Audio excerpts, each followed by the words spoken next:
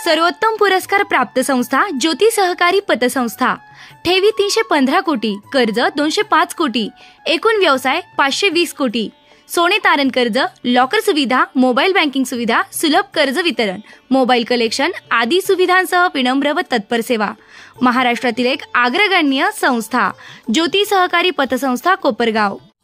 कर्मवीर शंकरराव काळे मित्रमंडळाच्या वतीनं सालाबादप्रमाणे याही वर्षी कोसाका उद्योग समूहाचे संस्थापक, शिक्षण महर्षी, माजी खासदार कर्मवीर शंकररावजी काळे यांची 103वी जयंती कारखाना कार्यस्थळावरील कर्मवीर शंकरराव काळे स्मृती उद्यान गौतमनगर येथे मोठ्या उत्साहात साजरी करण्यात आली।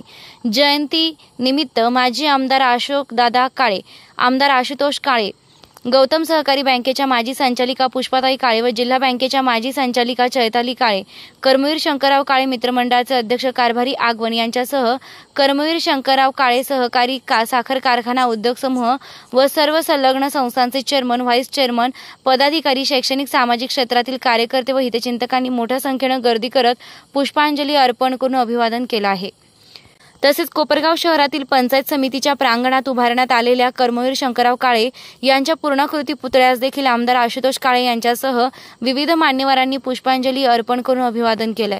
यावेळी महानंदाचे माजी चेअरमन राजेश आबा परजणे, महात्मा गांधी जिल्हा प्रदर्शन चॅरिटेबल ट्रस्टचे सचिव धरमशेठ बागरेच्या माजी नगराध्यक्ष पद्मकांत कुदळे, महाराष्ट्र राज्य सहकारी पतसंस्था फेडरेशनचे अध्यक्ष काकासाहेब कोयटे, ॲडव्होकेट संदीप वरपे, माजी नगराध्यक्ष विजय वहाडणे, प्रेमजी भंडारी, डॉक्टर अजय गर्ज, कर्मवीर शंकरराव काळे मित्रमंडळाचे अध्यक्ष कारभारी नाना आगवण, उपाध्यक्ष नारायणराव मांजरे, सर्व सदस्य आदींसह राष्ट्रवादी काँग्रेस पक्षाचे पदाधिकारी, कार्यकर्ते आदींसह माजी नगराध्यक्ष, नगरसेवक, सामाजिक, राजकीय, शैक्षणिक, औद्योगिक क्षेत्रातील विविध मान्यवर उपस्थित होते।